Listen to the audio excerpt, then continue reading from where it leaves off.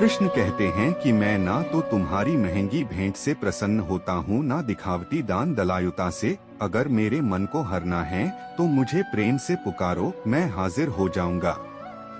अवास्तविक चीजों को लेकर मन में कभी डर पैदा मत होने दो, वो वास्तविक नहीं है। वह ना तो कभी था और ना कभी होगा। इसके विपरीत जो वास्तविक है वह हमेशा से था और उसे ना तो बदला जा सकता है, ना कभी नष्ट किया जा सकता है। जो मनुष्य किसी अच्छे काम में लगा हुआ होता है, आने वाले समय में उसका अंत कभी बुरा नहीं होता है। मनुष्य अपनी 3 प्रमुख कृतियों द्वारा नरक के द्वारा पर पहुंचता है। वे तीनों कृतियां काम, क्रोध और लोभ हैं। मनुष्य का समस्त निर्माण उसके विश्वास के फलस्वरूप होता है। जैसा वह सोचता है उसी के अनुरूप वह बनता है। परिवर्तन इस संसार का नियम है।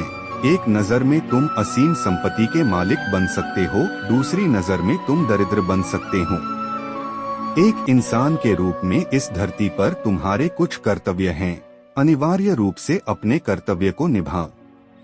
किसी से सच्चा प्रेम होना शुद्धता और दिव्यता का प्रतीक है।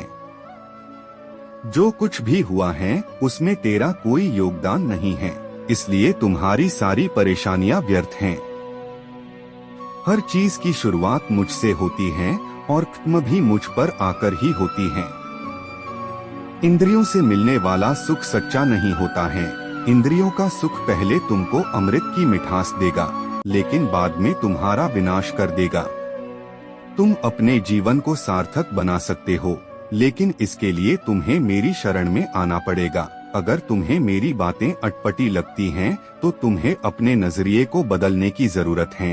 अभी तुम चीजों को उस तरह से नहीं देखते हो जिस तरह मैं देखता हूँ। अगर एक बार तुमने मुझ पर विश्वास कर लिया तो तुम्हें जीवन में कभी निराश होना नहीं पड़ेगा। एक बार जो मुझ पर विश्वास करता है उसको मैं कभी छोड़ता नहीं हूँ। जो मेरे भक्तों के साथ धोखा करता है उसके लिए मैं सबसे बड़ा शत्रु हूँ। अगर किसी ने मेरे भक्त को एक बार भी धोखा दिया तो जन्मों जन्मों तक मैं उसका उद्धार नहीं करता हूँ। इस देवत्व का सर्वोच्च मैं हूँ। सब कुछ मुझ पर निर्भर है। अगर तुमने मेरे बारे में जान लिया तो तुम्हारा कल्याण निश्चित है। मैं हर दिल को एक मंदिर की तरह देखता हूँ। जो दिल जितना सुंदर होता है वहाँ मैं उतना ही अधिक ठहरता हूँ। आपने जो कुछ भी किया वह आपके साथ एक दाग की तरह चलेगा, इसलिए अपने कर्म में शुद्धि लाओ। बुरे विचार मन को दुखी और परेशान कर सकते हैं, लेकिन जब आप कृष्ण में विश्वास करते हैं तो कृष्ण स्वयं आपकी सब परेशानियां दूर करने आते हैं।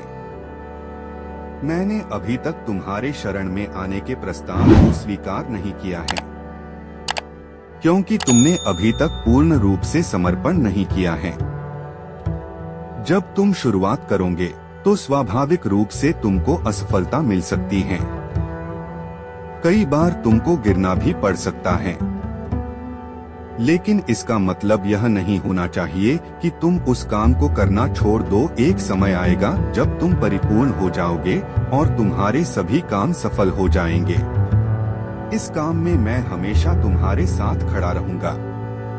मैं तुम्हारे हर छोटे बड़े कर्म में साथ दूंगा। तुम्हारा जो दिल करे उसको करो, लेकिन नम्रता और सरलता के साथ करना, अहंकार के साथ नहीं। व्यक्ति को सही समय पर दिया जाता है और बदले में कोई दूसरी उम्मीद नहीं करते हैं। कड़े संघर्ष के बाद प्राप्त होने वाला सुख जिसने आपके दुखों का अंत किया है। ऐसे संघर्ष का पहला कदम आपको कड़वे जहर के समान लगता है और अंत में आपको अमृत की प्राप्ति होती है। इस तरह का सुख केवल मन की शांति से प्राप्त हो सकता है। इस धरती पर आने के बाद आपका मुख्य उद्देश्य यहाँ से मुक्त होना है। केवल वही मनुष्य मुक्त हो सकता है जो अपने कर्मों में दृढ़ संकल्प के साथ स्थिर है और सुख दुख को समान रूप से सहन करता है।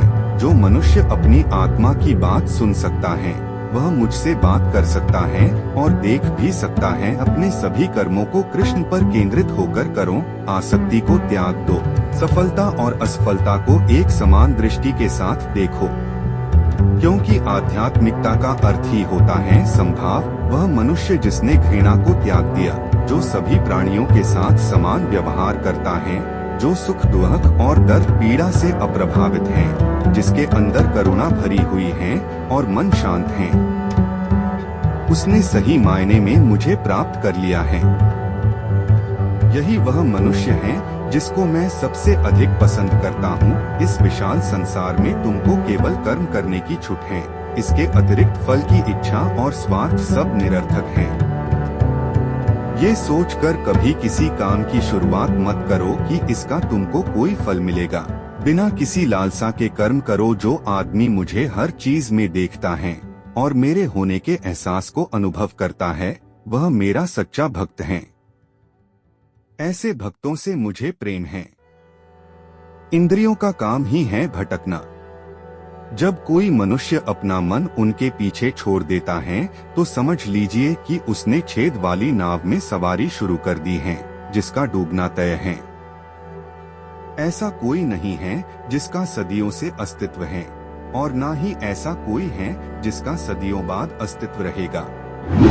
यहाँ कुछ स्थायी नहीं है। वह सभी चमकदार वस्तुओं में प्रकाश के स्रोत के रूप में स्थित हैं। वह सभी प्रकार के अंधकार से परे और अव्यक्त हैं। वह ज्ञान का विषय है और वही ज्ञान का लक्ष्य है। वह सबके हृदय में विराजमान है।